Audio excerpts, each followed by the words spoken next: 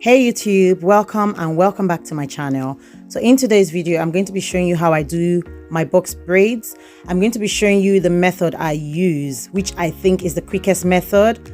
It may look a little bit advanced, but if you understand what is happening, your braids will go quicker and faster. I said the same thing, quicker and faster. So I split the hair into three, as you can see. So one side is going to be one, which you can see is bigger, and then the other side is split into two. So 1, 2, 3. So I'm going to attach the three pieces onto the hair, but I'm splitting it as I go along. I don't need to split them one by one. I split that into 1, 2, and 3, and then I start braiding. It looks very simple, and I can promise you it's actually simple, but it's all about understanding what happens. So as you're holding the three hair, you're braiding, but you're just making sure that the extensions and the hair are connected to each other and secure to the scalp. So now I flip my hands around so that I can get more control, and then I begin to braid. So as I'm braiding now, I'm going to be showing you another trick, how to tuck in the hair. So when you're braiding, you don't want the natural hair, especially if it's not the same color, or if maybe the texture is quite different from the extensions. You don't want it to look so different. You want the hair to look quite uniform.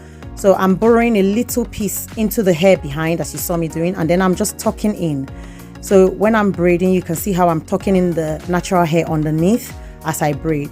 If you notice, I did not use a lot of gel like most of these braiders do. Some braiders put so much gel, which yes, does help, but also remember, if you're using all that gel, you should be wary of build up along the hair strands. Some people don't wash their hair, they don't wash their hair strands, they tend to wash just their scalp. But if you're using so much product on your hair, you need to be washing your hair, otherwise your hair gets build up as well.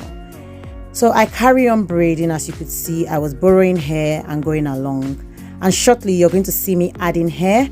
I'm going to be adding hair like the way you add hair into knotless braids, and the reason I'm adding hair is because the length was not long enough. My daughter insisted she wanted the hair to be waist length. We were going on holiday, so I indulged her.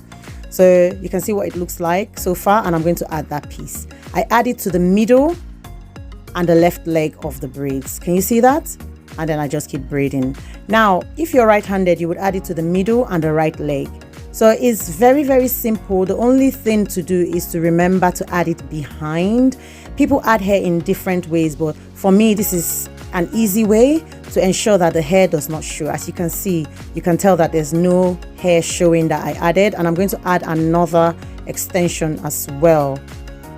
So I add it to the middle and to the left leg of the hair of the three strands. So I'm just going to carry on braiding slightly more, and then I will tie the hair. Please ignore my movie. I was watching Netflix as I was braiding, and I was supporting my phone with the bottle.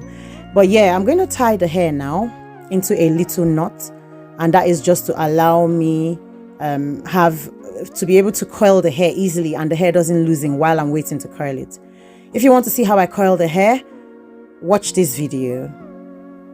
And also, if you want to see 3 other methods that I use when I braid box braids, like 3 other methods that could be easy for you to learn if this method was not easy enough, check this video. So that's it, guys.